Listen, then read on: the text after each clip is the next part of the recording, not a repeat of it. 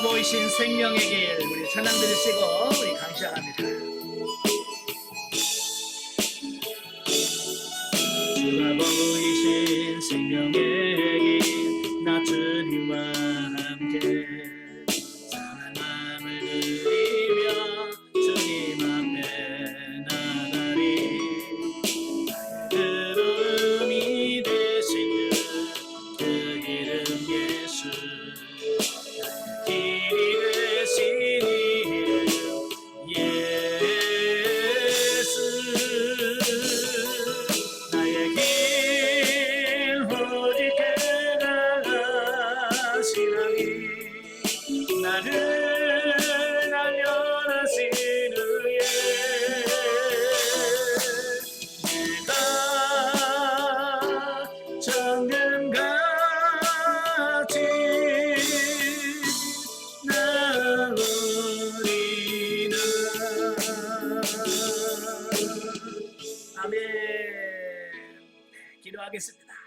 은혜로우신 아버지 감사합니다. 오늘도 귀한 시간 허락해 주시고 아버지 안에 영성을 연할 수 있는 은혜를 주셔서 감사합니다. 오늘도 마태복음의 말씀을 나누며 영성을 연할 때 성령께서 우리 지각을 열으셔서 깨달아지게 하시고 그 말씀대로 사라져지는 귀한 역사가 우리 삶 가운데 나타나게 하옵소서. 시종을 주님께 부탁하오며 예수님의 이름으로 감사하며 기도합나이다. 아멘. 예, 이 시간에는 우리 교재 81페이지입니다. 마태복음 교재 81페이지 보시면 13장이 나오게 되어 있는데요. 13장은 천국에 대한 7가지 비유와 그 나사렛 사람들의 배척에 대한 말씀을 합니다. 우리가 마태복음 13장 그러면 일명 비유장이라고 별명이 붙어져 있어요. 그래서 천국에 관한 7가지 비유를 말씀해주고 있는데요. 자, 이러한 천국의 비유들은 예수님의 초림으로 계시된 천국이 예수님의 재림으로 완성되어져 가는 천국의 도래 과정을 각 단계에서 일어나는 여러 상황을 비유하고 있다라고 하는 거예요. 많은 분들이 천국은 마치 그러니까 천국이 어떤 모습인가, 천국이 어떻게 생겼는가라고 하는 부분을 보려고 하는데 본문에 보면 전혀 그런 모습이 아니죠. 천국의 모습을 말하는 게 아니라 천국이 어떻게 완성되어져 가는가, 완성되어져 가는 어떤 그런 과정을 설명해주고 있다라고 하는 거예요. 그러니까 천국이 어떤 모습이지? 라고 천국 모습을 보려고 하면 실망을 합니다. 자, 예수님께서 비유를 사용하여 천국에 대하여 말씀하신 이유가 뭐냐? 이미 주님의 권세 있는 가르침과 초자연적인 이적을 듣고 보았음에도 불구하고 여전히 불신앙에 빠져서 회개할 줄 모르는 당시의 사람들 때문이다 라고 하는 겁니다. 그러니까 예수님께서 천국을 비유로 말씀하신대요. 왜 그 이유가 뭐냐면 사람들이 사고와 인식의 한계 때문이에요. 이 인간의 사고의 한계, 인식의 한계 때문에 천국에 대해서 온전히 깨달을 수가 없다라고 하는 거예요. 그래서 우리 인간이 이해하고 깨달을 수 있는 수준으로 이렇게 우리 인간의 세상적인 것과 세상의 이치를 가지고 설명을 하는 어떤 이런 부분들을 보게 되는 거예요. 자, 예를 들어서 여러분이 외국에 여행 가서 신기한 어떤 맛있는 과일을 먹었다고 칩시다. 우리나라에는 전혀 그런 게 없어요. 그러면 그걸 어떻게 설명하겠어요? 그죠? 그걸 어떻게 설명을 해야 되나? 설명할 길이 없는 거예요. 그래서 우리나라에 있는 것을 비유를 들어서 설명하는 거예요. 예를 들어서 수박을 전혀 몰라. 그럼 수박을 설명할 때 호박은 안단 말이에요. 그럼 뭘 가지고 설명하겠어요? 우리나라 호박처럼 비슷해, 동그라. 근데 겉은 파란데 속은 빨개. 이제 그러면서 이를 비유로 설명을 해야 그렇게 생겼나 보다 이해가 되는 거예요. 그러니까 예수님은 천국이 예수님 것이기 때문에 천국을 잘 알지만 우리는 천국에 대해서 전혀 본 적도 없지. 그렇잖아요. 그러니까 그 사실 그대로 우리에게 이야기하면 우리는 천국을 이해할 수가 없어. 그죠? 그래서 하나님이 우리가 이해할 수 있는 수준으로 비유로 설명한 거예요. 즉 예수님께서는 비유를 통해서 천국에 관해 설명함으로써 영적인 안목을 가진 자들로 하여금 진리를 보다 쉽게 깨달도록 하심과 아울러 다른 한편으로는 마음이 완악한 자들로 하여금 오히려 진리를 깨달지 못하도록 하시기 위해서 그렇다라고 하는 겁니다. 그러니까 영적으로 깨어있는 사람은 그 비유를 통해서 아하라고 깨닫게 하고, 영적으로 아예 둔한 사람들은 아예 이거 모르겠다, 못 깨달아서 구원받지 못하게 하는 어떤 이런 이유 때문에 했다라고 하는 거예요. 영성적 중요한 게 뭐냐면 우리의 영적인 눈이 열려서 보고, 우리의 영적인 귀가 열려서 듣고, 우리의 눈이 열려서 볼 수 있는 이런 영적인 눈과 귀와 심령, 마음이 열릴 수 있는 이게 중요한 거예요. 그러니까 많은 것을 경험하고 많은 것을 체험했다 할지라도 이 깨닫는 마음이 없고 보는 눈이 없고 듣는 귀가 없다면 그게 이해가 안 되는 거예요. 그러니까 신명기 29장 3절 4절에 보면 모세가 얘기했던 게 그런 거예요. 이스라엘 백성들이 출애굽을 해서 광야에 나오면서 정말 누구도 경험하지 못한 신비한 경험들을 많이 했어요. 그죠? 뭐 홍해가 갈라지죠. 예? 바위가 쫙 쪼개지면서 막 생수가 쏟아 나오죠. 아침마다 만나가 주주죽 때리죠. 예? 고기 먹고 씻다 보면 막 메추라기가 쫙 날라와서 막 잡혀주지요. 이걸 누가 경험해 봐요? 근데 이스라엘 백성들 40년 동안이나 그 하나님의 은혜와 능력을 다 경험해 놓고도 깨닫는 마음이 없고 보는 눈이 없고 듣는 귀가 없다 보니까 못 깨닫는 거예요. 그래서 그들은 원망하고 불평하다가 방에서 다 죽었다는 말이에요. 오늘 이 시대도 마찬가지예요.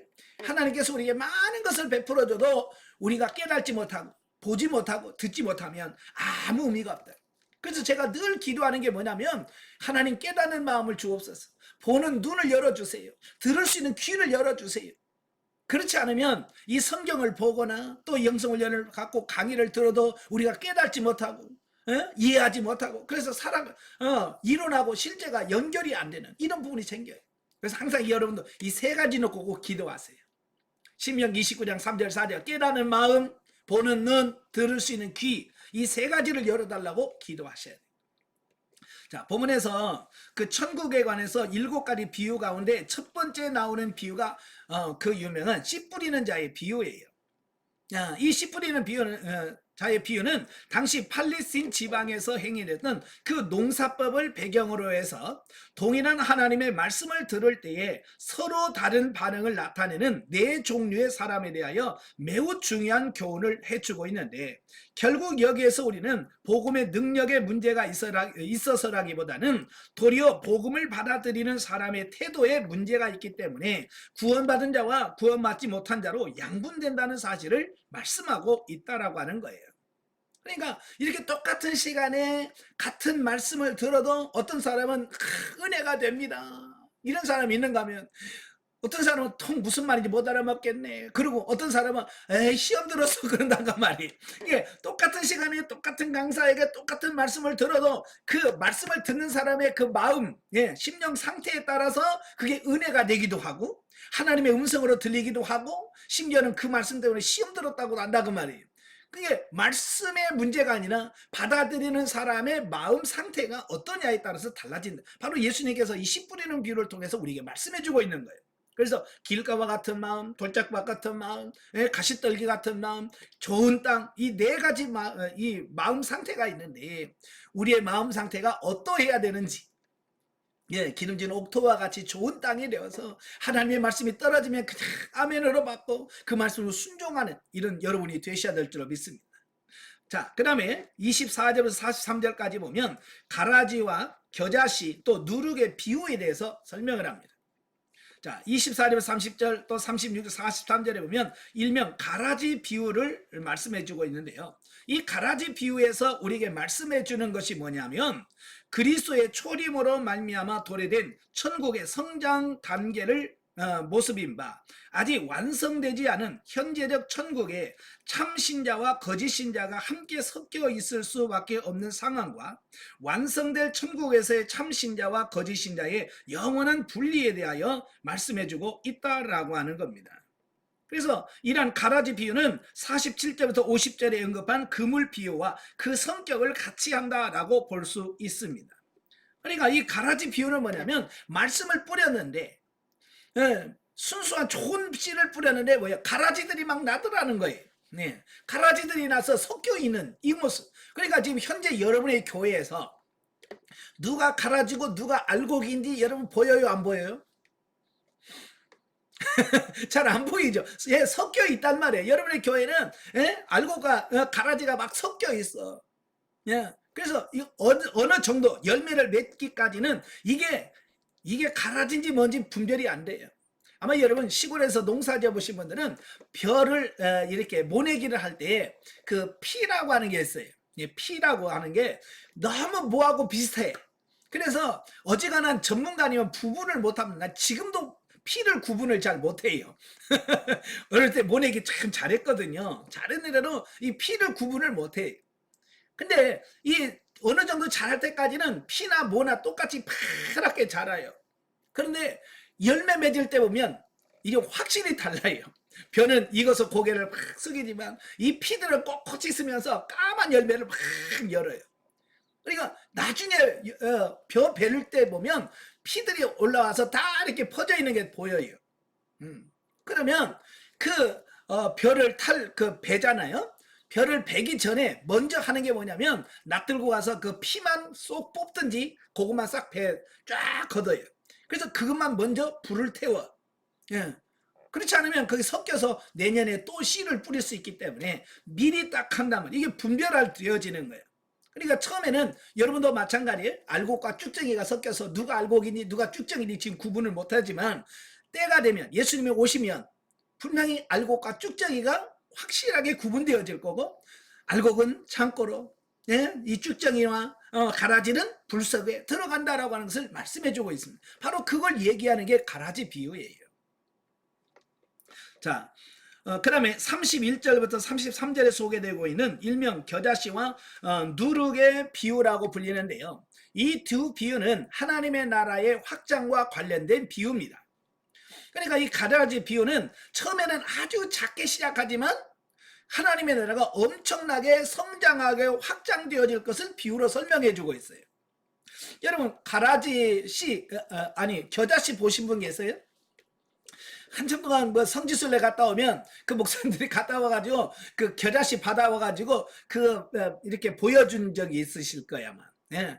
그 겨자씨 못 보신 분들은 볼펜 가지고 그 교재에다가 한번 접은 한번 딱 찍어보세요. 고만합니다. 아주 작아요. 작아서 이게 보이지도 않아요. 그래서 이스라엘 사람들은 아주 작은 것을 비유할 때 겨자씨만 하라는 이렇게 비유를 들어요. 우리나라는 작다고 할 때 눈곱만큼 또는 코딱지만큼이라고 하잖아요. 이 코딱지나 눈곱은 굉장히 커요. 겨자씨에 비해서 커요. 그러니까 너무 작은 것을 비유할 때 이 겨자씨인데 바로 그 눈에 보이지도 않는 그 작은 씨지만 땅에 떨어져서 그가 자라면 2m에서 3m까지 자랐어요. 심지어는 새들이 거기 와서 깃들이고 거기서 집을 짓고 살 수 있을 만큼 큰 나무로 번성하는 거예요. 이렇게 작지만 크게 확장되어진다고 하는 것을 보여주는 그 말씀인 거예요. 예. 그래서 처음에도 그렇잖아요. 겨자씨 비유가 예수 그리스도의 초림으로 미미하게 시작된 천국이 외적으로 크게 성장할 것을 보여준다면 그랬어요. 그러니까 예수님께서 이 땅에 오셔서 복음 사역하면서 겨우 12명의 사도를 세운 것으로 끝나요. 그죠? 겨우 12명이야. 12명 중에서 한 명은 예수님 팔고 죽어버렸으니까 11명이에요. 그 교회가 11명으로 시작되어지는 거예요. 물론 이제 오순절에 120명 성도들이 있었지만 그 12명으로 시작해서 지금 전 세계에 복음이 전파되어서 지금은 3분의 1, 약 20억이 넘는 수가 예수님을 믿어요. 예. 자, 이렇게 작지만 확장되어져 갈 것을 비유해 준 것이 바로 겨자씨 비유다라는 거고요. 그 다음에 그 누룩 비유는 뭐냐? 천국의 내적 성장을 보여주는 것으로 천국 복음이 온 사회 전반에 투입되어 그 사회를 변화시키고 새롭게 하는 복음의 역동성을 강조하는 겁니다. 예, 그러니까 이 빵을 만들 때 누룩을 넣어야 그 전체가 부풀어서 맛있는 빵이 되잖아요. 그러니까 그 전체 밀가루에 비하면 누룩은 거기다 넣는 누룩은 아주 작은 분량이에요. 작은 분량을 넣지만 그 작은 분량의 누룩이 들어가서 그 전부를 부풀려서 맛있게 바꿔준단 말이에요. 오늘 이건 뭘 말하냐면 오늘 우리 예수 믿는 사람이 비록 적은 무리가 세상에 나가지만 그 세상을 변화시키는 이 능력을 비유한 거예요. 자, 예를 들어서 이런 거예요. 여러분이 직장을 다닌다고 한다면 여러분이 직장에 들어가면 어떻게 해야 되겠어요? 예, 우리는 예수님을 믿는 자로서 그 직장에 선한 영향력을 끼쳐서 복음이 확대되어지고 예수를 믿는 사람들을 만드는 어떤 이런 게 필요하잖아요. 그죠? 근데 어때요? 예수 믿는 사람이 직장에 가가지고 영향을 끼치나요? 아니면 직장 가서 배려? 예, 더 그 사람들의 영향을 받나요? 지금 거꾸로 되고 있잖아요. 그죠? 신앙생활 잘 하다가 직장 들어가. 그러면 직장에서 회식 간다고 해서 술 한잔 하면서 브라보 몇 번 하다 보면 그 다음에 술 마시게 되고, 예?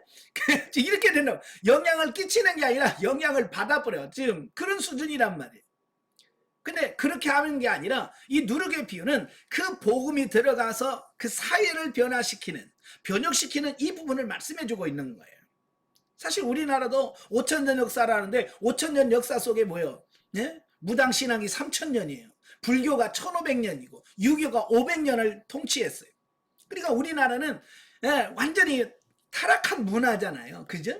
그런데 1884년에 이 복음이 우리 이 땅에 들어와서 지금 우리나라에 기독교가 들어오면서 얼마나 많은 영향을 끼쳤습니까? 그죠? 사회를 변화시키는 거 얼마나 많아요.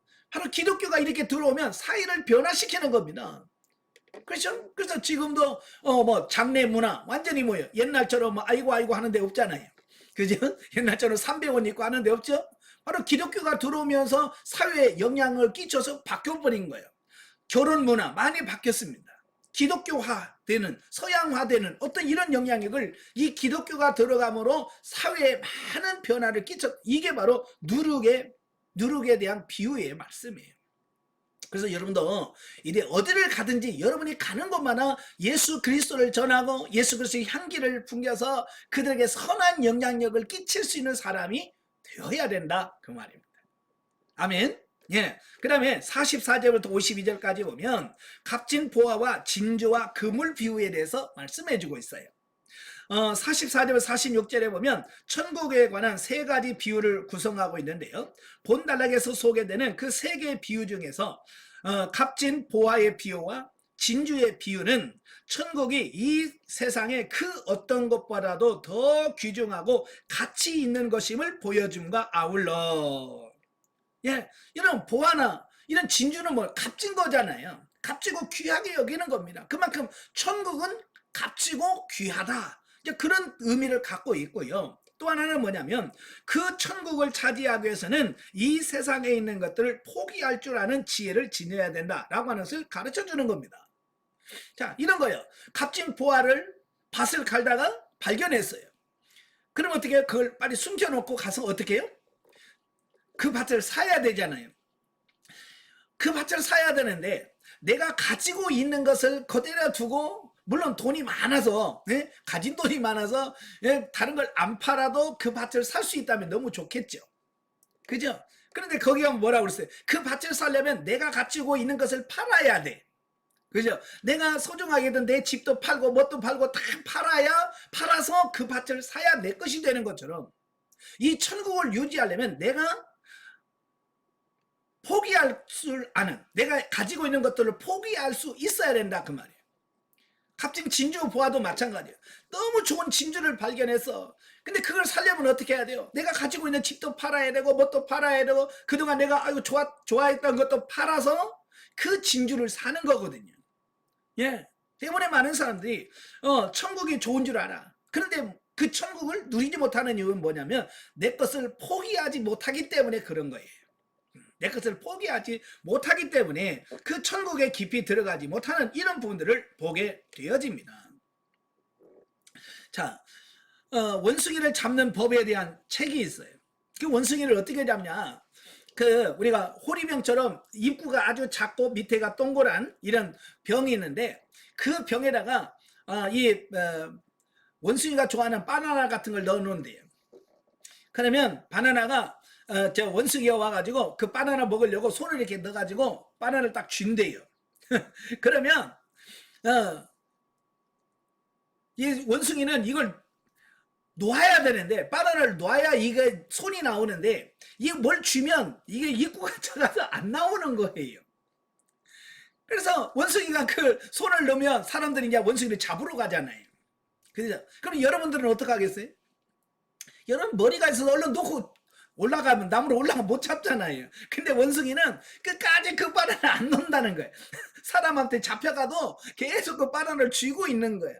그래서 그 결국 쥐고 있기 때문에 원숭이를 잡아서 팔려가기도 하고 죽기도 한다 그 말이에요. 자, 오늘도 내려놓아야 될 걸 내려놓을 줄 알아야 돼요. 아멘?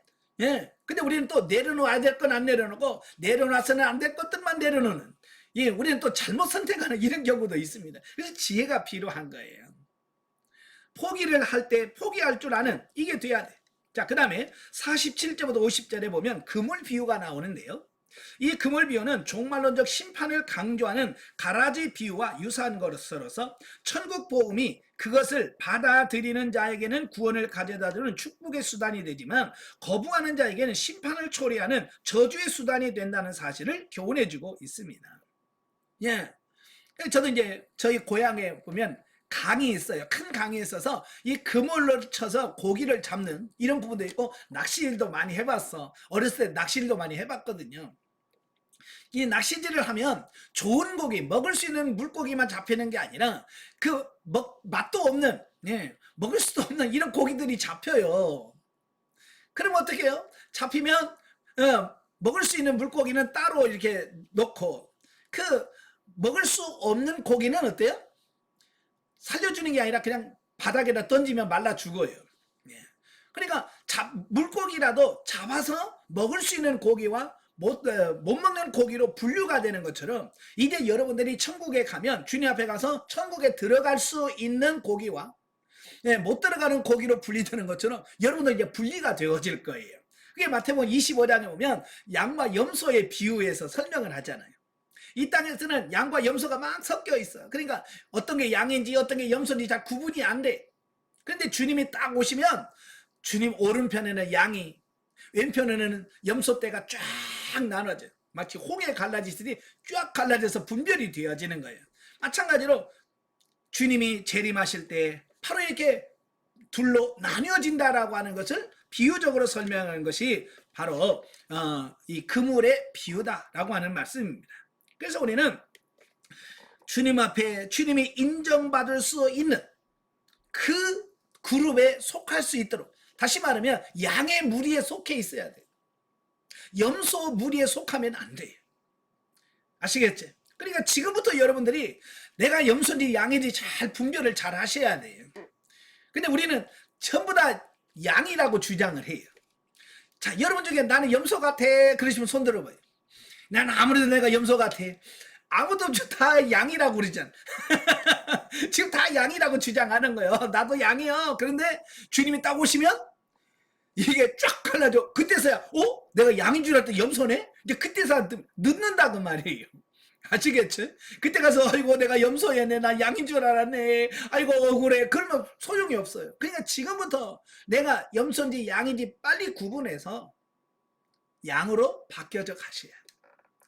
아시겠죠? 자, 그 다음에 51절과 22절에 보면 그 서기관의 비유를 설명하고 있는데요. 자, 본장에 기록된 천국에 관한 7개의 비유 기사의 결론으로 제자된 자들의 복음 전파 사명을 상기시키는 말씀으로, 앞에서 언급한 그 천국 복음의 비밀을 깨달은 자는 혼자서만 간직할 것이 아니라 다른 사람들에게 힘써 전파해야 함을 역설하고 있다라고 하는 거예요.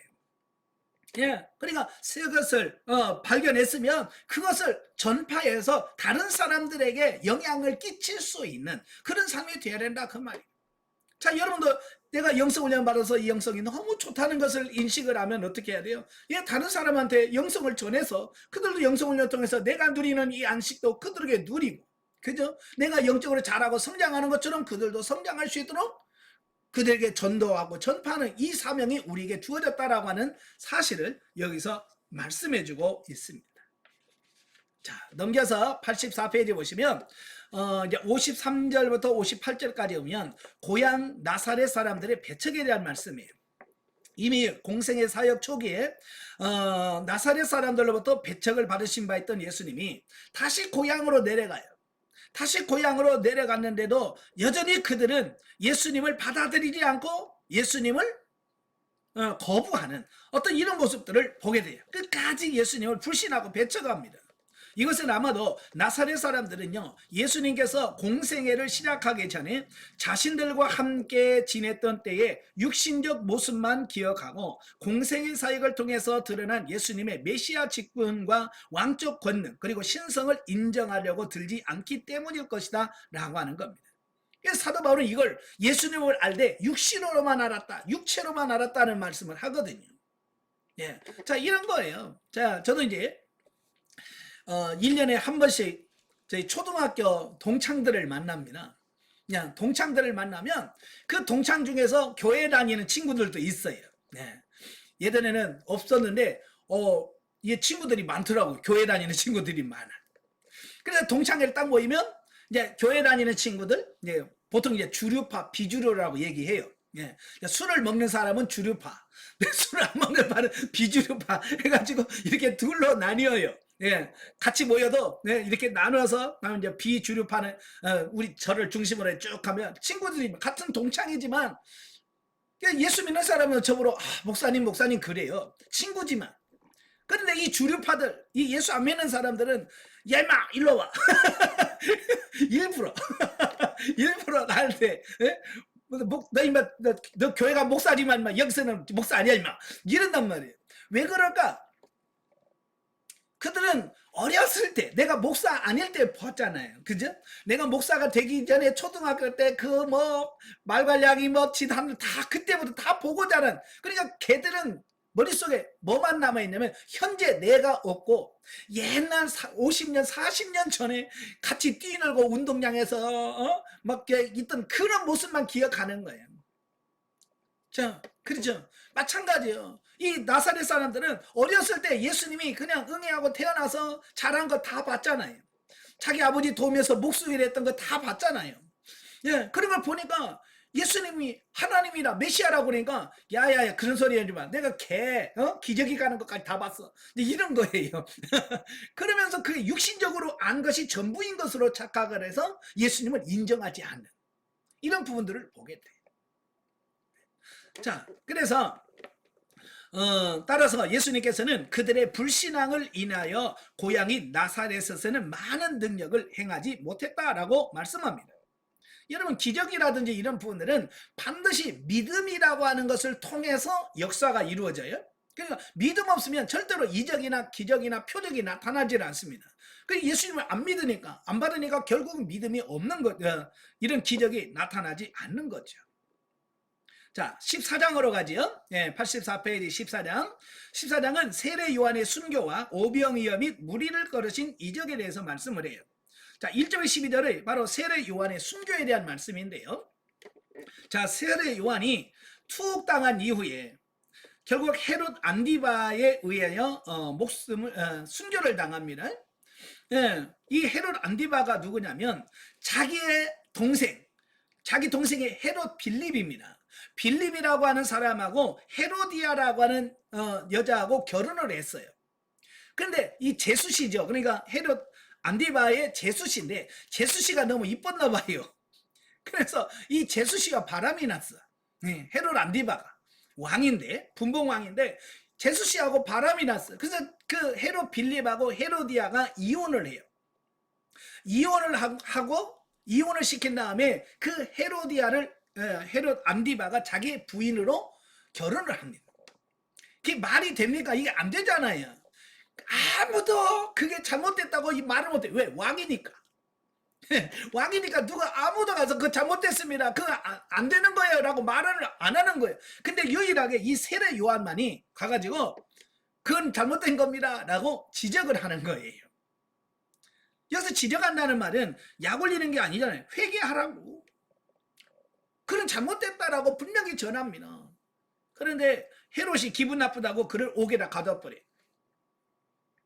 옥에다 가다 놨지만 그가 세례 요한을 죽이는 것까지는 두려워한 거예요. 네, 많은 사람들이 이 세례 요한을 선지자로 인정을 했기 때문에 바로 헤롯은 죽이지 못하고 그냥 감옥에만 가다 놓고 있는데, 이 헤롯 생일이 됐어요. 헤롯 생일이 돼서 많은 관리들이 모여 있고, 그런데 이 헤로디아의 딸이 거기서 많은 사람들 앞에서 춤을 춘 거예요. 그러니까 이 헤롯이 너무 기분이 좋아가지고, 내 소원이 무엇이뇨? 나라의 절반이라도 주겠다. 함부로 말하면 안 돼요. 자, 헤롯이 너무 기분 좋아가지고 나라의 절반이라도 주겠다 그런 거예요. 그러니까 이 헤로디아의 딸이 엄마한테 가가지고, 예?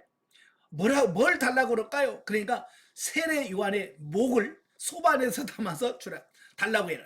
참 잔인하죠. 그러니까 자기 남편하고 이혼하고, 예? 시아주버니하고 결혼해서 이렇게 살겠죠. 예? 결국 그것 때문에 세례 요한은 하나님을 두려워하지 않고 자기가 한 약속 그 지키기 위해서 결국 세례 요한을 참수형을 시킵니다. 그래서 세례 요한의 목을 베서 소반에 담아서 헤로디아에게 줄 수밖에 없는, 자, 이런 모습들을 보게 되어지죠. 자, 여기서 우리가 깨달을 게 뭐예요? 자기 죄를 지적받았으면 회개해야 되는데 이 헤롯 안디바는 그렇게 자기 잘못을 지적해 줬음에도 불구하고 회개하지 않는 거예요. 또 하나는 뭐냐면 그는 하나님을 두려워하는 것이 아니라 사람을 더 두려워한 게 문제예요. 예, 헤롯은 하나님을 두려워하는데 사람을 두려워해서 사람들 이목 때문에 사람 눈치 보다가 결국 세례 요한을 죽이는 결과를 가져왔다 그 말이에요. 오늘 이 시대도 마찬가지예요. 우리 신앙생활 하면서 우리는 하나님 안에서 어찌 보면 하나님 눈치 봐야 될 우리입니다. 여러분 다 하나님 눈치 보고 하나님께서 뭘 어떻게 하시나 이걸 봐야 되는데, 우리는 하나님 눈치 안 보고 뭘 보냐면 사람 눈치 봐요. 우리 평신도분들은 교회 가서 누구 눈치 제일 많이 봐요? 담임 목사님 눈치 보잖아. 혹시 목사님이 싫어하진 않나? 예? 목사님이 또 어떻게 하진 않나? 이렇게 눈치 본단 말이에요. 그러면 안 돼요. 하나님의 눈치를 봐야 돼. 그래서 하나님 앞에서 바르게 살아야 돼. 바로 헤롯이 사람 눈치 보다가 결국 그것 때문에 헤롯도 하나님의 징계와 심판을 받게 되는 이런 부분들을 보게 되어집니다. 자, 이 세례 요한이 순교를 당하는 이 모습은 세례 요한의 길잡이가 되었던 예수 그리스도, 예수 그리스도를 앞잡이했던 세례 요한이 그런 비참한 죽음을 당한다는 이야기는 결국 예수님도 곧 십자가형을 당하게 될 것이라고 하는 부분을 예표적으로 보여주고 있다라고 하는 겁니다. 자, 그 다음에 13절부터 21절까지 보면 오병이어의 이적에 대해서 말씀을 합니다. 자, 보면은 예수님께서 다시 한번 자신이 온 세상을 구원할 메시아됨을 명백하게 드러낸 사건인데요, 물고기 2마리와 보리떡 5개로 5,000명을 먹이고 12바구니를 남기는 놀라운 기적이었습니다. 자, 이 오병이의 기적은요, 마태, 마가, 누가, 요한복음 이 사복음서에 유일하게 다 기록된 기적이 바로 이 오병이의 기적이에요.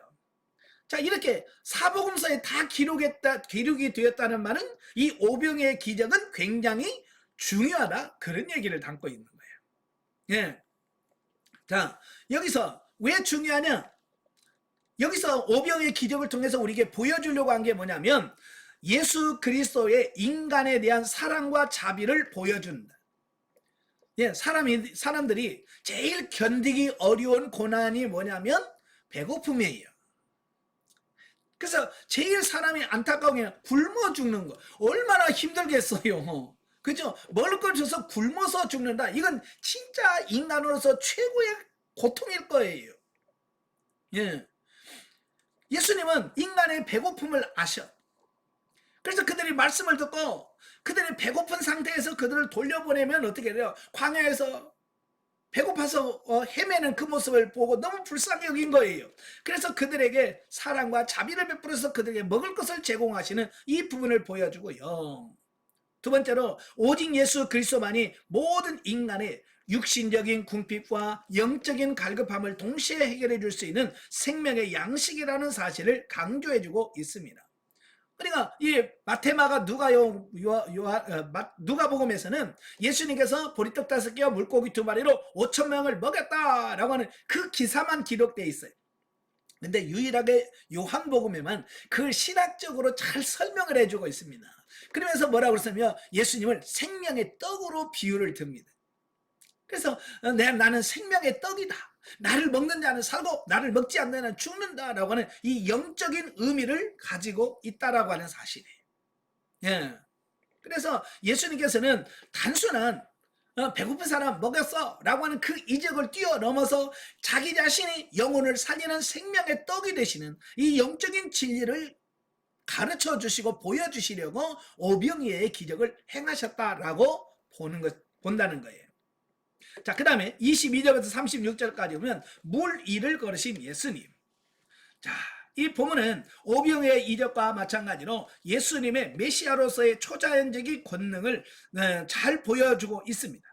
자, 그런데 예수님께서는 자연을 다스리는 권세를 지신 만왕의 왕이라는 사실을 이미 마태복음 8장 23절에서 27절에서 나타난 바 있어요. 네, 배를 타고 가시다가 주무시는데 풍랑으로 배가 거의 막 잠길 정도로 되었을 때 예수님이 일어나서 바다야 잠잠하라 고요해라. 그러니까 어때요? 바다와 바람이 잠잠해졌다. 바로 그 사건을 통해서 나타난 것처럼 이미 예수님은 이 자연계를 통치하고 다스릴 수 있는 능력의 하나님이라는 걸 보여주셨어요. 하지만 본문은요, 예수님께서 갈릴리 바다의 풍랑을 잠잠케 만드셨을 때에 그저 기이 여기면서 이 어떠한 사람이기에 바람과 바다도 순종하는 거라고 말했던 제자들이 두 번째로 예수님께서 바다 위를 걸어오시는 이적을 보고 나서 모두가 그 앞에 엎드려서 뭐라고 진실로 하나님의 아들이로소이다 라고 고백한다는 거예요. 그러니까 물 위를 걷는 사건을 통해서 예수님이 누구신지 명확하게 보여주신 거예요. 이게 처음 바람과 바다를 잔잔했을 때는 사람들이 누구야? 누군데 바람이 말을 들어? 누군데 이렇게 바다를 잔잔하게? 라고 놀랄 뿐이었어. 그러나 두 번째 기적에서는 뭐예요? 와, 정말 하나님의 아들이구나 라고 하는 그런 신앙 고백까지 올라갔다라고 하는 것을 보게 됩니다.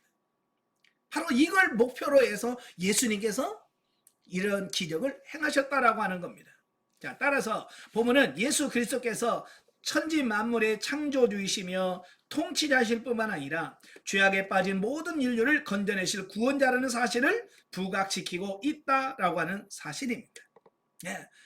누가 물 위를 걷겠어요? 예. 누가 물 위를 걸을 수 있겠어요? 이거 사람은 못 걸어요. 물론 베드로도 걸은 적은 있어요. 예, 바로 이 사건에서 베드로가 물 위로 걷는 예수님 보고 주여, 만일 주님이거든 나도 물 위로 걷게 해주세요 라고 베드로가 겁없이 얘기를 하지요. 그러니까 예수님 뭐라고 했어요? 그래 와. 그래서 베드로가 예수님 말을 듣고 뛰어서 그 물 위를 걸었잖아요. 그죠? 어쩌면 유일하게 물 위를 걸었던 사람이 있다면 베드로예요. 그런데 그도 얼마 가지 못해서 어떻게 됐어요? 물속으로 푹 빠져들어갔어요. 왜 그럴까요? 거기 보니까 예수님을 바라봐야 되는데 바람과 파도를 바라보고 무서워하니까 빠졌다 그 말이에요. 그러니까 우리가 이 땅에 살면서 예수님만 바라보고 가야 어떤 시련과 역경이 와도 그걸 우리가 넘어지지 않고 갈 수 있는데 우리는 자꾸 예수님만 바라보지 않냐고 환경을 바라보고 어떤 문제를 바라보고 그러다 보니까 우리가 신앙에서 침체될 수밖에 없다는 사실이에요.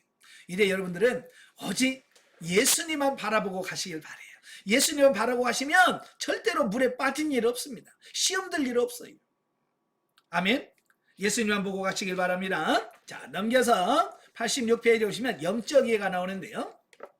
자, 유대인과 제자들은 예수님이 행하신 이 기적을 보고 그들을 정치적으로 구원해 줄 메시아로 오해하였다. 그러나 예수님은 신령한 것을 깨우쳐 주시기 위한 방편으로 기적을 보이셨다. 자, 오늘날도 우리의 영혼을 구원하고 영적인 깨달음과 믿음을 주시기 위해서 육신적인 문제를 해결해 주신다. 그러나 영적으로 미성숙한 자들은 당시 유대인과 제자들처럼 예수님의 사랑을 우리의 영적, 육적 필요를 충족시키는 수단으로 격화시키는 신앙의 수준에 머물러 있는 것을 보게 됩니다. 그러니까 예수님께서 이런 기적과 이적을 나타내신 것은 그 영적이고 신령한 것을 보여주기 위한 과정인데 사람들은 그 기적 속에서 그 예수님이 메시아구나, 예수님이 하나님이시구나 이걸 깨달아야 되는데 그걸 깨달지 못하고 와 예수님만 잘 믿으면 이런 복을 받겠네, 이런 문제 해결되겠네 라고 하는 그 육신적인 측면으로 예수님을 바라보게 된다 그 말이에요. 예. 그래서 예수님을 단순히 어떤 영적으로나 육적인 필요를 충분하게 채우는 충족하는 수단으로 여긴다라고 하는 사실입니다. 그러니까 이런 거죠. 우리의 자녀를 키워봐서 하시지만 이 자녀가 어릴수록 부모는 누구냐? 부모는 내가 공경하고 내가 사랑하고 사랑해야 될 대상으로 보지 않아요. 어릴 때는요. 이 엄마나 아빠는 뭐냐면 내가 필요할 때 주세요 그러면 주는, 그죠? 이런 걸로 인식한다 그 말이에요. 그래서 엄마 돈 아빠 돈 맨날 그러죠. 그럼 부모들이 그러죠. 내가 은행이냐? 돈 찍어내는 뭐 사람이냐? 그러잖아요. 왜냐하면 나 엄마로서 나를 사랑하고 나를 존경해 주길 원하는 거예요. 그죠? 근데 자녀들은 필요할 때만 찾아가. 그죠? 돈, 옷 사줘, 밥 사줘, 배고파. 할 때만 찾는단 말이에요. 마찬가지로 그러면 그 자녀들을 바라볼 때 부모의 마음이 서운하지요. 마찬가지 여러분도 마찬가지예요. 꼭 아쉬울 때만 가서 하나님 나 이거 해주세요. 요거 해주세요. 그러면 하나님 똑같은 감정이실 거예요. 네. 아시겠죠? 그래서 늘 주님 하나님 앞에 가까이 가서 하나님과 교제하고 교통하는 이런 부분이 되셔야 된다 그 말입니다. 예, 하나님이 우리에게 영육 간의 은혜를 체험케 하시는 것은 순종함으로 진리로 사는 기쁨을 알고 하나님과 동행하여 그의 뜻을 행하는 신령한 희락을 누리게 하기 위함이다 라고 하는 겁니다. 정말 주님과의 관계 속에서 진정한 기쁨이 뭔지를 이해하고 깨달아서 살아가도록 만들기 위함이다. 여러분도 정말 주님과의 관계 속에서 진짜 참 행복과 기쁨을 누리는 여러분 되시길 바랍니다. 자, 15장으로 가지요. 15장은 결례 논쟁과 가난 여인 치유 및 칠병이어의 이적에 대해서 말씀해 주고 있어요. 자, 그 중에서 1절부터 2절까지 보면 유전에 관한 논쟁입니다. 예수님과 종교 지도자들 사이에 전개된 논쟁을 소개하고 있는 본문은요. 예루살렘에 살해드린 공회가 드디어 이제 예수님의 사역에 대하여 간섭하기 시작합니다. 그동안은 예수님이 뭘 하나 이렇게 지켜만 보고 있었어요. 지켜만 보고 있다가 이제 이 본문부터 이제 본격적으로 예수님의 사역과 활동에 간섭을 하고 시비를 걸게 되는 이 부분을 보게 되죠. 자, 그래서 예수님의 순환이 임박해 오고 있음을 암시해 줍니다. 자, 그렇지만 자신에게 닥쳐오는 위협과 핍박의 손길에도 불구하고 예수님께서는 안식일 논쟁 때보다 훨씬 더 단호하게 유대 종교 지도자들이 지니고 있는 외식을 책망하고 계십니다.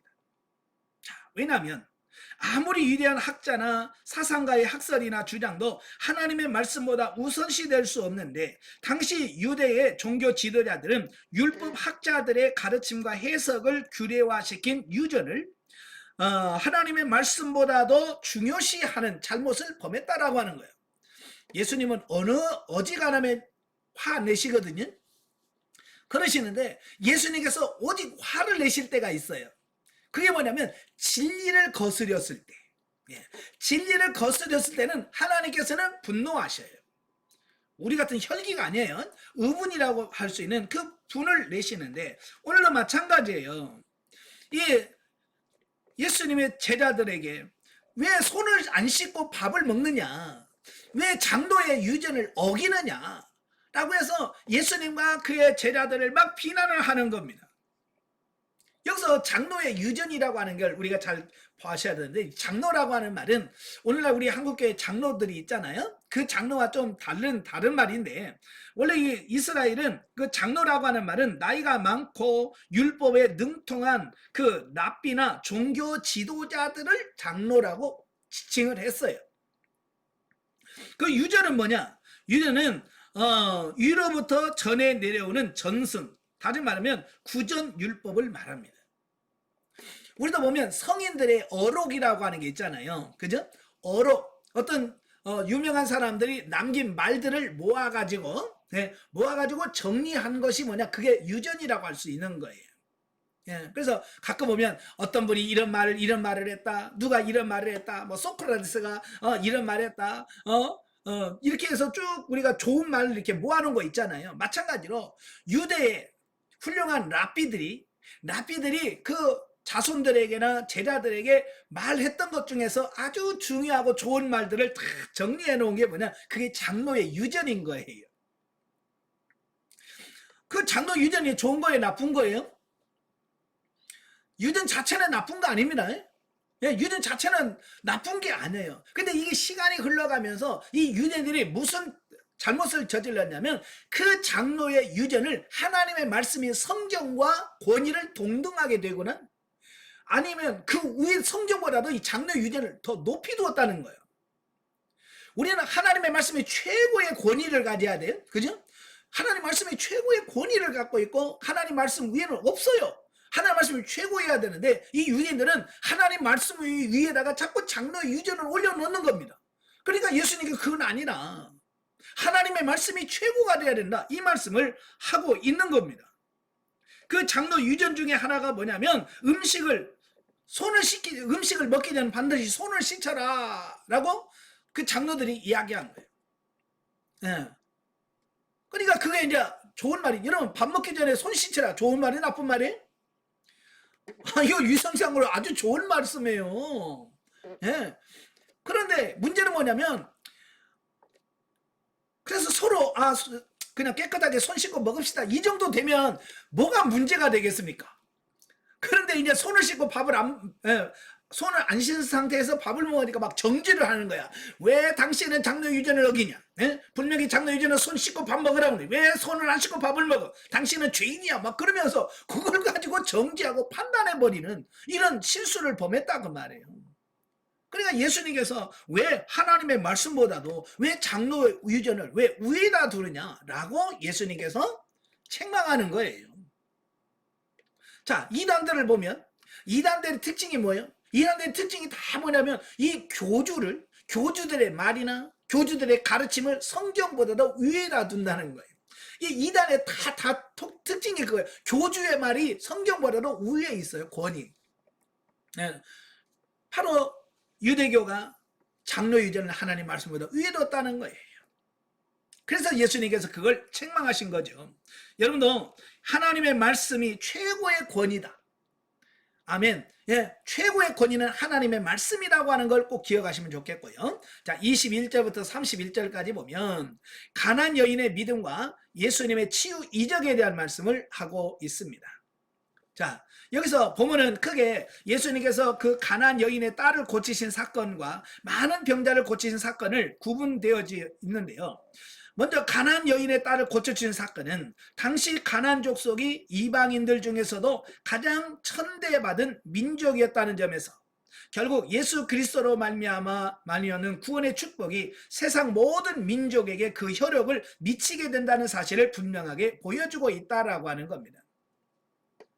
자, 여기서 예수님께서 많은 질병을 고쳐주셨는데 예수님께서 많은 질병을 고쳐주시고 치유하시는 것이 뭐냐면 단순히 치유가 목적이 아니었다는 거예요. 예, 단순히 치유시켜주는 게 목적이 아니라 구약에서 예언되어진 메시아, 구약에서 예언된 메시아가 바로 예수 자신이었다는 사실을 증명하기 위해서 이적과 기적을 행하셨다라고 하는 사실입니다. 오늘날도 많은 분들이 그래요. 예수님이 치유했잖아, 그럼 우리도 치유해야 돼. 단순히 예수님이 했기 때문에 우리가 해야 된다라고 말하는데요, 그건 치유가 목적이 되면 안 돼요. 치유는 그들의 영혼을 구원하고 영혼을 세워가는 목적을 위한 수단이 되어야지 그게 목적이 되어서는 안 된다라고 하는 사실입니다. 자, 여기 오늘 본문에도 마찬가지예요. 이 가나안 여인은 누구냐면 이스라엘 백성들이 애굽에 들어와서 그 가나안 땅에 살았던 7 족속들을 하나님 뭐라고 그랬어요? 다 진멸하고 하나님의 나라를 세우라고 그랬잖아요. 근데 여호수아가 순종을 못했어요. 남겨준 가나안 족속들이 있었단 말이에요. 그죠? 그 남겨진 족속들이 바로 예수님 시대까지도 그 소수지만 그들이 계속 명맥을 유지하고 있었어요. 그래서 유대인들 사이에서 이 유대인들 사회 속에는 가장 천대받는 사람들이 누구였냐? 바로 그 가나안 족속들이었던 거예요. 그 가나안 족속의 그 천대받는 민족인 여인이 예수님께 나와서 어떻게 돼요? 응답을 받았다는 거예요. 이건 뭘 말하냐? 예수님은 구원을 함에 있어서 사람 차별하지 않는다. 인종, 민족, 성별 이런 차별을 하나님은 예수님은 두지 않는다. 이것을 먼저 우리에게 분명히 보여주고 있다라고 하는 사실입니다.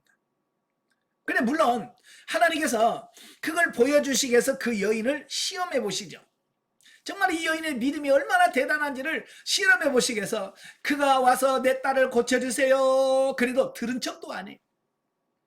그죠? 들은 척도 안 해. 그럼 여러분 같으면 여러분이 뭐라고 했는데 들은 척도 안 하면 여러분 어떻게 해요?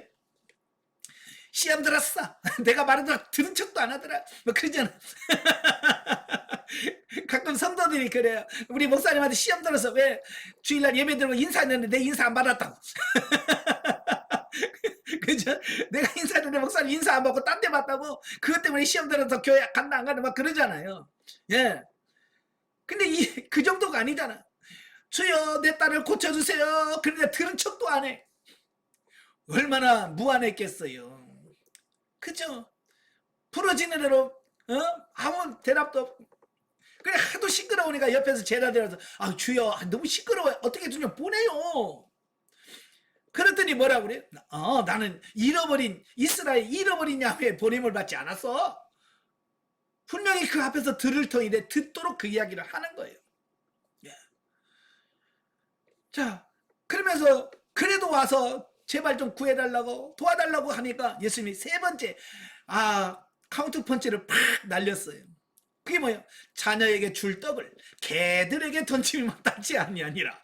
이 말은 무슨 말이에요? 그 여인을 개에다가 비유한 거예요. 너 같은 개 같은 여인에게는 이거 안 해줘 라고 하는 말이거든요. 이건 진짜 큰 자존심 상하는 문제고요. 자, 그런 부분이에요. 그럼 예수님이 왜 그 여인에게 그걸 그렇게 하셨을까? 예, 그 여인의 믿음을 모든 이스라엘 사람들에게 봐라. 이 여인의 믿음을 좀 봐라. 본받아라. 라고 하는 것을 보여주기 위한 부분이 예수님은 그 여인이 미워서가 아니에요. 예수님은 이미 그 여인의 믿음을 알고 계셨어요. 근데 유대인들은 자기들은 하나님의 백성이니까 믿음이 좋고 이런 것만 자랑하고 있단 말이에요. 근데 사실은 믿음이 없거든요. 사실은 이 가난안 여인이 더 믿음이 있는 거예요. 그걸 드러내고 부끄럽게 하려고 유대인들의 믿음이 있다고 자랑하는 그들을 부끄럽게 하려고 지금 이걸 한 거거든요. 예, 그러니까 그 여인이 뭐라고 그래요? 맞습니다. 나는 개 같은 사람입니다. 그러나 개들도 주인의 상에서 떨어지는 부스러기를 먹잖아요. 이제 그런 거예요. 얼마나 이 자존심 같은 걸 다 내려놨잖아요. 그러니까 내 믿음이 크도다. 내 믿음대로 될지어다. 크시로 그 딸이 낳았다고 말씀하고 있어요. 우리는 어찌 보면 그런 믿음, 어찌 보면 이 가난안 여인처럼 자기의 자존심 모든 걸 내려놓을 수 있는 이런 삶이 돼야 되는데 오늘 여러분 어때요? 자존심 내려놓으셨나요? 또 그러면 자존심 엿장사한테 팔아봐요. 여러분 엿가락 몇 개나 주겠어요? 가서 여러분 엿장사 가서 내 자존심 팔 테니까 엿가락 좀 줘봐요. 그러면 몇 가락이나 줘요? 욕이나 안 먹으면 다행이야. 우리는 엿장사에게 엿가락 하나도 안 주는 자존심을 우리는 마치 내 생명인 것처럼 그 자존심 지키고 있다 그 말. 빨리 내려놓으시길 바래요. 아시겠죠? 예. 그 다음에 예수님께서 데가볼리라고 하는 이방 땅에서 많은 병자를 치유하신 이적 및 구약 이사야 선지자가 예언한 메시아의 독특한 사역의 하나로 예수님께서 이 예언을 이루신 메시아라는 사실을 확증해주고 있다라고 하는 겁니다. 그러니까 이사야 35장 5절 6절에 또 42장 7절에 보면 그 메시아가 오면 가난한 자들에게 복음이 전파되고 말 못하는 자가 말을 할 것이고 걷지 못한 자가 걸을 것이고 갇힌 자가 자유를 포로된 자에게 자유를 바로 그 역사가 바로 예수님을 통해서 실제적으로 이루어지고 있다라고 하는 사실을 여기서 보여주고 있습니다. 자, 그 다음에 32절부터 39절까지면 칠병이의 이적이죠. 자, 오병이어의 기적을 통해서 5천 명을 넘는 사람을 배불리 먹었던 이적을 목격하고도 제자들은 무리에게 먹을 것을 주라는 예수님의 말씀에 또다시 양식 때문에 걱정하고 있는 것을 보게 됩니다. 자, 그러나 예수님께서는 그 7개의 떡과 2마리의 작은 생선으로 여자와 아이들을 제외하고 4천 명이 넘는 사람들을 배불리 먹이시고 또 7 광주리에 가득 차도록 남는 이적을 또다시 행함으로써 제자들로 하여금 그들의 영육 간의 궁핍을 해결할 수 있는 참 생명의 양식임을 깨닫게 하셨다라고 하는 사실입니다. 자, 여기서 보여주는 게 뭐냐면 이 사람이 가지고 있는 사고와 가치관을 바꾼다는 게 쉽지 않다는 이야기를 하는 거예요. 제자들은 이미 오병이의 기적을 통해서 보리떡 5개와 물고기 2마리를 5천 명을 먹고도 12광주리를 남겼잖아요. 그걸 경험했잖아요. 이미 경험했음에도 불구하고 또다시 그런 일이 생기니까 또 걱정을 하는 거예요. 예? 우리는 걱정할 게 아니라 예수님이 전에 이보다도 더 많은 사람 먹였어. 이분 걱정하지 마. 그래야 되잖아요. 그런데 지난번보다 적은데도 또 걱정하는 거야. 아이고 이 사람들 어떻게 먹이지? 이걸 어떻게 먹여? 그러니까 믿음 없는, 가치관의 변화가 없는, 예수님께서 왜 이 오병의 기적을 했음에도 불구하고 또 7병 이의 기적을 왜 또다시 행해야 되는가? 예, 우리의 가치관이 안 바뀌니까 반복해서 또 경험시켜주고 또 경험시켜주고 또 경험시켜줌으로써 우리의 사고와 가치관을 바꾸도록 하시려고 하신 하나님의 손길이더라라는 사실이에요. 자, 여러 번 경험을 해도 우리는 잘 안 변하는 거예요. 우리 가치관이. 또 나중에 또 예수님께서 누룩에 대한 이야기를 하니까 이들이 또 먹을 것 때문인 줄 알고 또 걱정 또 해요. 이게 인간이에요. 한두 번 경험해하고 확 바뀌는 거 아니에요. 그래서 반복해서 경험하고 그 경험을 통해서 우리가 사고와 가치관을 바꿔갈 수 있는 우리가 되어야 될 줄로 압니다. 예, 또한 이 이적이 이방 땅 데가볼리에서 행해졌다는 것은 바로 압달락에서 소개된 가나안 여인의 딸을 치유해 주신 사건과 마찬가지로 이방인에 대한 복음 전파와 구원의 은총이 보편화될 것을 시사해주고 있다라고 하는 겁니다. 그러니까 유대인들은 자꾸 자기들만 혈통적 아브라함의 후손인 자기들만 구원받고 자기들만 선민이고 하나님 천국 갈 거라고 착각하고 산단 말이에요. 그래서 예수님께서는 아니야, 하나님의 나라는 혈통적인 이스라엘이 가는 게 아니라 누구든지 예수 그리스도를 믿고 영접하는 사람은 누구든지 갈 수 있다라고 하는 것을 보여주는 사건이 바로 이방인들이 많이 사는 데가볼리라고 하는 지역에서 복음을 전하고 병을 고쳐줌으로써 그들이 가지고 있던 사고와 가치관을 바꾸기를 원하셨다라고 하는 사실입니다. 그러니까 일부러 그렇게 하신 거예요. 일부러. 왜? 이스라엘 백성들이 가지고 있는 그 편협된 사고, 어떤 민족주의, 선민의식, 이것을 깨트리시려고 일부러 이렇게 역사하셨다라는 사실이에요.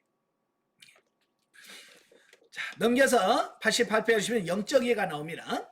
자, 1절부터 6절에 16절에 보면 바리새인들의 외식적 행위에 대한 경고의 말씀이 나온다. 우리가 영적인 삶을 산다고 하면서 육신의 의무를 이행하지 않는 것은 죄악이다. 하나님을 사랑하는 것은 사람과의 관계나 사회에서도 동일하게 이루어져야 한다. 많은 그리스도인들의 가정과 사회의 비판을 받는 것은 교회에서 봉사하는 삶과 교회 밖에서의 삶이 일치하지 않기 때문이다 라고 하는 거예요. 예, 오늘날 그 불신자, 그러니까 예수 안 믿는 사람들이 교회 다니는 성도들을 뭐라고 얘기하냐면 이중적 인격자라고. 이중적이다. 너무 이중적이다. 이 교회 안에서는 천사 같은데 교회 밖에 나가면 그냥 어쩌면 예수 안 믿는 사람보다 못하다고 주장을 하는 거예요. 이 삶이 너무 다르다는 거예요. 자, 이걸 통해서 우리가 하나님의 일을 한다고 육신의 의무를 이행하지 않으면 안 된다라고 하는 사실이에요. 아마 여러분도 그런 경험이 있을 거예요. 명절 때 자기 시댁에 가야 되는데 시댁에 가기는 싫어. 그럼 뭘 핑계 댑니까? 교회 핑계 대는 거죠. 어머니 이번에 추석 때요 우리 교회에서 이런 행사가 있어서 못 가요 그런단 말이에요.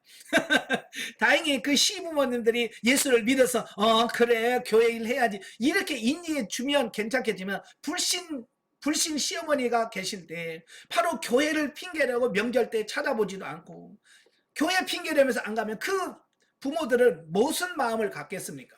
그죠? 예수 믿는 사람들은 좋은 감정을 갖겠습니까?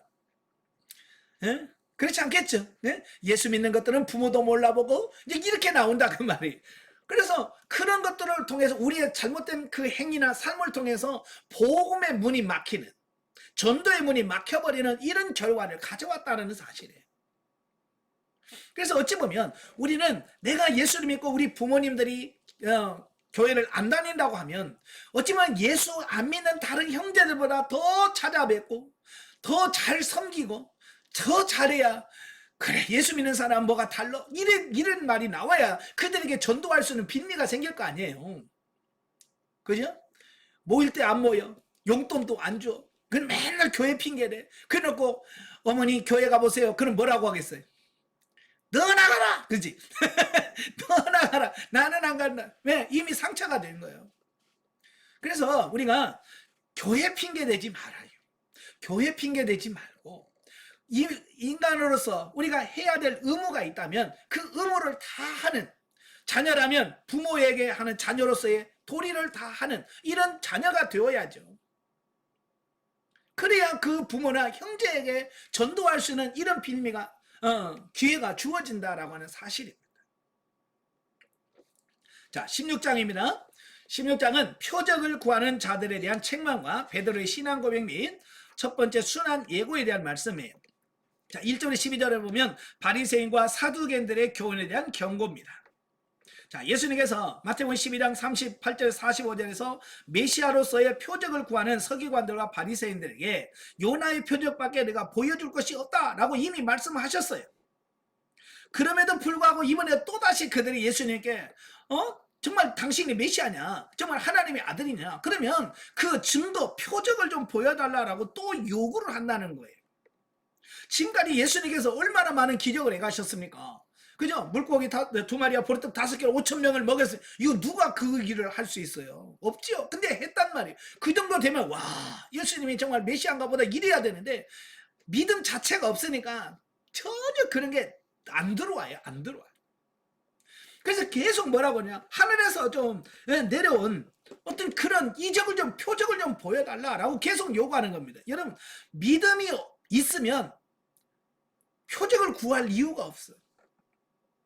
그죠? 근데 믿음이 없으니까 우리 자꾸 표적을 구하는 거거든요. 예.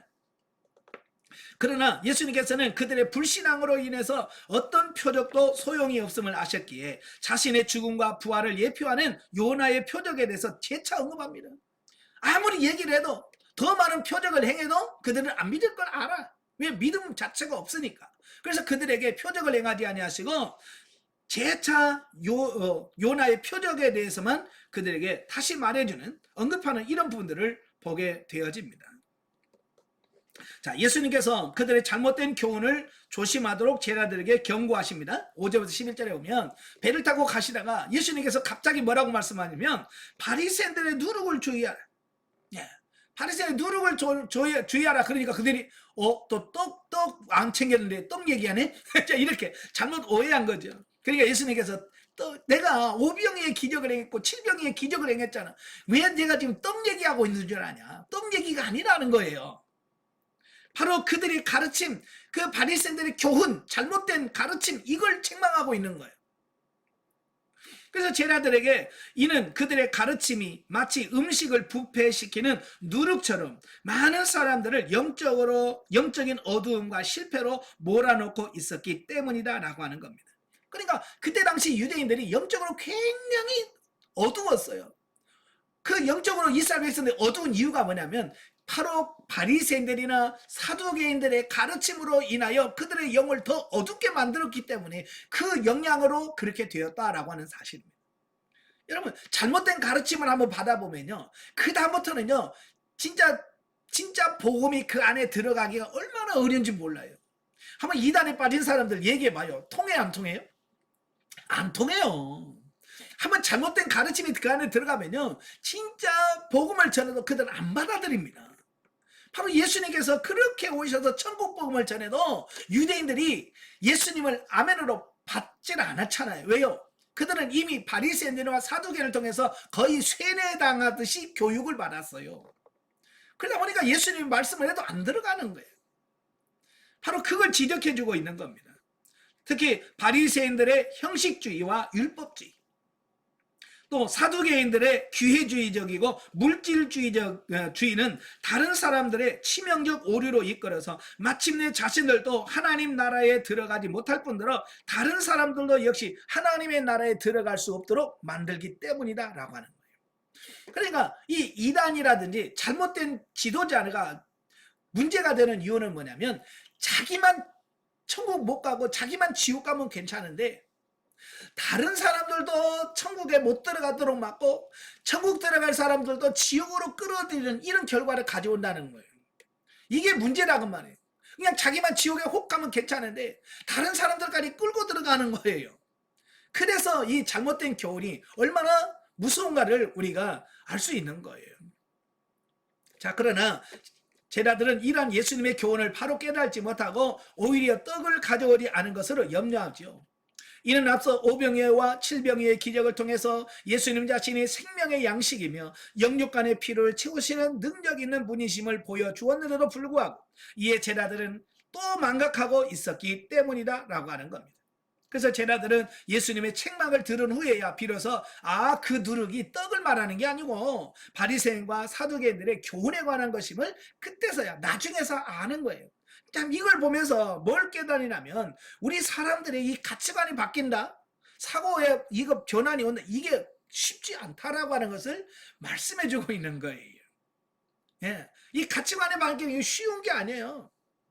예, 우리도 이래 이 사고와 가치관이 바뀌어지길 원합니다. 예, 그러려면 우리가 성장해야 돼요. 성장해야 우리의 사고와 가치관이 바뀔 수 있다라고 하는 겁니다. 자, 13절부터 20절까지 오면 베드로의 신앙 고백에 대한 말씀이에요. 자, 보면은 예수님께서 지금까지의 공생의 사역을 중간 결산하시면서 이제 머지않아 닥칠 십자가의 순환을 대비하여 제자들을 훈련시키기를 시작하셨음을 보여줍니다. 다시 말해서 예수님께서는 베드로의 신앙 고백을 통해서 자신이 성육신하신 하나님의 아들로서 온 세상을 구원할 메시아라는 사실을 공개적으로 밝히고 계시는데, 결국 이것은 지금까지의 공생의 사역을 통하여 드러낸 바 있는 예수님의 왕적 권능에 대한 재확인이라고 할 수 있다라고 하는 겁니다. 지금까지 예수님께서 그 많은 사역, 기적과 이적과 표적을 행하셨잖아요. 근데 그게 정말로 이 제자들에게 바르게 가르친 교훈이 바르게 인식되었는가라고 하는 부분을 점검해 보는 거예요. 그래서 사람들이 나를 누구라고 하느냐라는 질문을 먼저 던지죠. 그러니까 뭐 예레미야라고 합니다. 선지자 중에 하나라고 합니다. 세례 요한이 다시 살아났다고 합니다. 뭐 각종 들은 이야기를 하잖아요. 그건 전부 다 예수님에 대한 말이 아니잖아요. 그죠? 그러니까 예수님께서 다시 그들에게 질문을 던지죠. 그래? 그러면 너희들은 나를 누구라고 여기느냐? 네. 너희는 나를 누구라고 하느냐? 그때 베드로가 진짜 기가 막힌 고백을 하게 돼요. 주님 그리스도시요 살아계신 하나님의 아들입니다 라는 고백을 하게 돼요. 자, 여기서 이제 중요한 게 뭐냐면, 다른 사람의 고백이나 다른 사람의 말은 의미가 없다는 얘기예요. 내가 하나님에 대하여, 내가 예수님에 대하여 어떤 하나님, 어떤 예수님으로 내가 고백하느냐, 이게 중요한 거예요. 내가 만난 하나님이 어떤 하나님이냐라고 하는 부분이. 가끔 우리 성도님들하고 대화를 하다 보면 그 성도님들이 그런 얘기를 해요. 뭐냐면, 목사님이 좀 기도해 줘요. 본인이 기도하라고요. 내가 그러면 아니에요. 목사님, 하나님은 목사님하고 친하잖아요. 목사님 기도해 주세요. 이런다고 말이에요. 이게 무슨 말이냐면, 목사님을 참 이렇게 사랑하고 존경하는 건 좋지만 그렇게 말하는 이유는 뭐냐면, 아직 그 하나님이 나의 하나님이 안 됐다는 말이에요. 내가 아직도 하나님께 기도하지 못하고 목사님 대신 기도해 주세요 라고 하는 말은 그 하나님이 아직 나의 하나님이 안 됐다는 얘기예요. 그러니까 그런 고백이 나오는 거예요. 어때요 여러분? 정말 하나님이 나의 하나님이 됐다면, 여러분의 하나님이 됐다면 그 하나님께 내가 기도할 수 있는 거예요. 많은 분들이 아직도 하나님이 나의 하나님이 안 돼, 예수님이 나의 구주가 안 돼, 성령님이 나의 인도자가 안 되신 분들이 너무 많은 거예요. 안타까운 거예요. 지금 여러분도 어때요? 여러분 한번 점검해 봐요. 정말 그 하나님이 나의 하나님이 되셨나요? 그 예수님이 여러분의 구주가 되셨나요? 예, 그 성령님이 지금 여러분의 지도 인도자가 되고 계신가요? 이게 중요한 거예요. 베드로는 주는 그리스도 살아계신 하나님의 아들입니다 라고 자기 자신이 고백하는 이런 모습들을 보게 되죠. 예.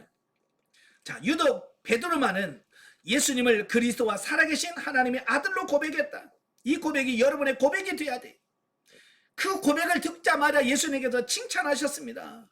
바요나 시모나 내가 복이 있도다. 예?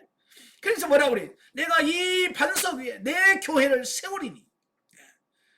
여기서 말한 예수님 말한 그 반석은 뭘 말할까요? 이 게바 베드로가 반석이란 뜻인데 그 반석은 뭘 말하냐? 베드로가 고백한 신앙을 말합니다.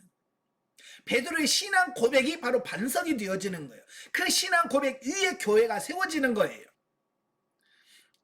그런데 이 천주교에서는 그냥 이때 예수님께서 베드로를 일대 교황으로 임명했다 이렇게 이야기를 해요. 성경을 잘못 해석을 한 거예요. 그래서 베드로를 일대 교황으로 예수님이 이때 세우셨다 이렇게 말하는데 전혀 그런 의도가 전혀 없습니다. 예수님께서 베드로를 교황으로 세운 적이 없어요. 교황 제도 자체를 인정해 준 적이 없습니다. 그러니까 성경을 제대로 이해하고 깨달아야 되는데 이렇게 잘못 오해하면 안 됩니다. 그래서 잘못 오해해가지고 마치 베드로 개인에게 면제권이 부여된 것처럼 주장하는 것은 옳지 않다라고 하는 겁니다. 자, 여기서 우리가 중요한 게 뭐냐면 바른 신앙, 바른 고백 이게 중요한 거예요. 여러분 기도해도 누구한테 해야 됩니까? 하나님한테 기도해야 되잖아요. 그죠? 제가 군대에 있을 때 제가 군에 갔더니 저희 중대원이 120명 정도 되고 일개 중대에 120명 정도 되는데 120명 중에서 교회 다니는 사람이 나밖에 없더라고요. 부대 갔는데 120명 중대원 중에 교회 갈 사람 손들어. 그러니까 저밖에 안 들어. 그 안에 교회 다니는 사람이 있어요.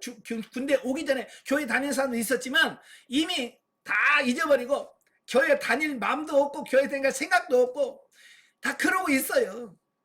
그러니까 제가 딱 손드니까 막 별이 빛나는 밤에 밤이 아니고 낮에 별이 빛나더라고. 나는 낮에 별 본 사람이야. 그러면서 제가 하나님 이 중대 교회 다니는 사람이 한 명도 없어가지고 어떻게 되겠습니까? 제가요 제대하기 전에 우리 중대 한 20명 정도 교회 다니는 사람 같이 교회 갈 수 있게 만들어주세요 라고 기도하면서 전도하고 신병들이 오잖아요. 신병들이 오면 제일 먼저 가가지고 하는 말이 너 교회 다니냐? 문은 제가 첫 번째 질문이 그거야. 네 이름이 뭐냐? 근데 명찰 보면 다 나오니까 그 이름이 뭐냐? 그래. 너 교회 다녀? 제가 묻는 질문이 처음에 그게 교회 다니냐? 근데 교회 다니는 애가 없어요. 근데 어느 날 저보다 3개월 늦게 온 후임이 하나 있었는데 밥을 먹는데요 기도를 해요. 밥을 먹는데 기도를 해요. 이렇게 서로 기도를 야 이제 드디어 올 게 왔구나. 이제 교회 다닐 사람 하나 또 생겼구나 라고 생각을 하고 너무 좋아. 그래 밥 먹고 들어가지고 조용히 한쪽으로 데려가서 야 너 교회 다녀? 그랬더니 아니요. 아니에요? 너 아까 기도했잖아. 너 기도한 거 아니야? 그래. 맞아요. 기도했어요. 누가 그럼 교회 왜 안 다녀? 그러니까 자기는 박태선을 믿는데 천부님 대신 박태선을 믿는데 그래서 누구한테 기도했는데 천부이신 박태선님한테 기도했다는 거야. 아이고야.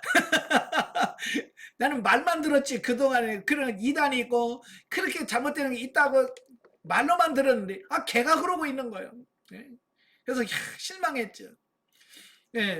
그러니 2주도 안 돼서 기도 안 하더라고. 왜? 별이 몇 번 빛나면 그거 없어져. 참 믿음과 참 신앙이 아니면 다 사라져. 나중에는 아예 그냥 믿는지 안 믿는지 모를 정도로 바뀌더라고요. 진짜 믿음을 소유하셔야 돼. 자, 그 다음에 21절부터 28절까지 오면 예수님의 첫 번째 순환 예고이라는 말씀이에요. 앞단락에서 베드로의 신앙 고백을 통해서 자신이 메시아라는 사실을 공개적으로 밝힌 예수님께서는 이제 너무나도 구체적으로 십자가의 순환을 예고하셨습니다. 이런 예수님의 순환 예고는 제자들을 매우 당혹스럽게 만들었고요. 제자들의 대표라고 된 베드로가 나서가지고 절대로 그런 일이 있으면 안 됩니다라고 만류하는 그런 단계까지 가게 되어집니다. 그 전까지만 해도 베드로가 뭐 했어요? 주는 그리스도시요 살아계신 하나님의 아들입니다라고 신앙 고백하고 칭찬까지 받았어요. 그런데 얼마나 지났다고 바로 또 뭐라 그리하시면 아니 되옵니다 라고 예수님을 만류하는 바로 이런 부분들을 보게 된다라고 하는 겁니다. 이걸 보면서 바로 앞에서 베드로가 주는 그리스도시요 살아계신 하나님의 아들입니다라는 그 고백이 진짜 고백이었을까라고 하는 것을 의심할 수 있는 거예요. 그죠? 오늘날도 마찬가지예요. 하나님 사랑합니다. 주님 사랑합니다. 라고 해놓고 십자가 고난 이야기하면 아유 그런 거 싫고요. 라고 우리는 말한단 말이에요. 이건 뭐예요? 내가 진짜 하나님을 나의 하나님으로 예수님을 나의 구주로 영접한 삶이 실제로는 안 됐고 머리로만 하고 있다는 것을 반증하는 거예요. 예, 그럼 베드로가 왜 말렸을까요? 왜 말렸을까요? 왜 주님이 죽으시면 안 될까요? 예, 그는요, 이거 예수님한테 모든 기대를 갖고 있어요. 그 기대도 육신적인 기대예요. 예수님이 이스라엘 왕이 되면 자기도 한 자리 차지해서 출세해보고 싶어하는 이 육신적인 기대가 있었던 거예요. 여러분 대통령 선거하면 그 주변에 많은 사람이 달라붙어요. 그래서 막 외치고 누구 막 하면서 막 하죠. 왜 그럴까요? 예, 그 내가 지지하는 사람이 대통령이 되면 그래도 뭐 한 자리라도 주지 않을까. 그죠? 뭔가 자기 자신에게 떨어지는 콩고물이라도 있을 것 같아서 따라다니는 거거든요. 어쩌면 제자들은요 진짜 예수님이 하나님이시고 메시아에서 따라다니는 게 아니고 어쩌면 그들이 예수님을 따라다니면서 뭔가 육신적으로 얻어낼 것 같은 어떤 이런 부분, 육신의 기대, 이것 때문에 따라다닌 거예요. 그래서 예수님 죽으면 그 모든 기대가 어떻게 돼요? 무너져 버리는 거죠. 원래도 신앙생활 하시면서 정말 영적인 기대와 어떤 이런 것이 아니라 육신의 욕망 때문에 신앙생활 하는 사람이 너무 많더라고 말이에요.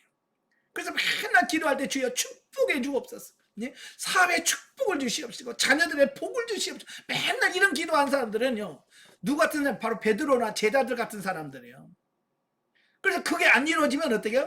에이 하나님 내 기도 안 들어주시네, 난 이제 하나님 안 믿어, 이렇게 된단 말이에요. 여러분은 예수님을 바로 알기를 바랍니다. 예수님을 바로 알고 바로 믿기를 바랍니다. 그래야 우리가 온갖 어려움과 고난 속에서도 흔들리거나 요동함이 없이 우리의 신앙과 믿음을 지킬 수 있다는 걸 꼭 기억하시길 바랍니다. 그래서 예수님께서 뭐라고 그래요? 나를 따라오려거든 자기를 부인하고 자기의 주어진 십자가를 지고 나를 따라야만 된다라고 말씀해 주고 있습니다. 여러분 십자가 지고 갈 생각해야 돼. 십자가 지고 갈 각오가 돼 있어야 돼. 예, 그냥 고난 얘기만 하면 얼굴에 인상 쓰고 있단 말이에요. 그러니 어떻게 주님을 따라갈 수 있겠냐고요. 고난 얘기도 할렐루야 하고 따라와야지. 아멘. 아멘이 안 돼도 좀 아멘 좀 해봐요. 예, 따라가셔야 돼. 자, 영적 이해로 가죠. 영적 이해 1절부터 12절까지 보면 외식하는 자들이 가르치는 육신 중심의 잘못된 교훈에 속지 말 것을 경고합니다. 즉 바리새파나 사두개파 사람들처럼 육신의 교훈적 측면에서 복음의 진리를 이해하지 말라는 말씀이다. 우리는 하나님의 말씀을 육신의 교훈적 측면으로만 알고 지킬 것이 아니라 우리의 영혼을 변화시키기 위한 무한한 하나님의 섭리임을 알고 지켜야 된다라고 하는 겁니다. 근데 단지 윤리 도덕적으로 주신 말씀이 아니라 바로 우리의 영혼을 변화시키고 성장 성숙시키는 하나님의 말씀으로 대하여야 우리 영혼이 사는 역사가 있습니다. 자, 16절에서 베드로는 분명한 신앙 고백을 하지만 22절에서는 하나님의 일을 인본주의, 자기 생각, 육신의 생각으로 생각하여 예수님의 십자가의 사건을 만류하는 실수를 범합니다. 우리 역시 영적인 여정을 가는 데 있어서 자신의 생각과 판단이나 윤리나 도덕으로 옳고 그름을 판단하다 보면 하나님의 뜻을 잘못 헤아리는 실수를 범할 수 있습니다. 하지만 하나님 우리가 연약해서 범한 실수라도 진리를 바로 세우시는 계기가 되게 하며 다른 사람의 실수 또한 용납하고 관용할 수 있는 대로 성숙해 하신다. 따라서 우리는 범사에 우리의 과오와 실수를 늘 고백하며 그 가운데서도 진리를 발견하고 겸손하게 성령을 의뢰하고 날마다 새롭게 전진하는 귀한 성도가 되시기를 바랍니다. 기도하겠습니다. 은혜로우신 아버지 감사합니다. 오늘 마태복음의 말씀을 통해서 우리 자신들의 모습을 되돌아보게 하셔서 감사합니다. 지금 알곡과 쭉정이가 섞여 있고 양과 염소가 섞여 있는 이 시대에 과연 우리가 하나님께서 찾으시는 양의 무리에 속해 있는지 우리 자신 한번 되돌아보게 하시고 우리가 정말 주님 오시기 전에 우리가 양으로서 분명하게 세워지는 우리 모두가 되어지게 하옵소서. 예수님의 이름으로 감사하며 기도합나이다. 아멘. 하나님께 드립니다.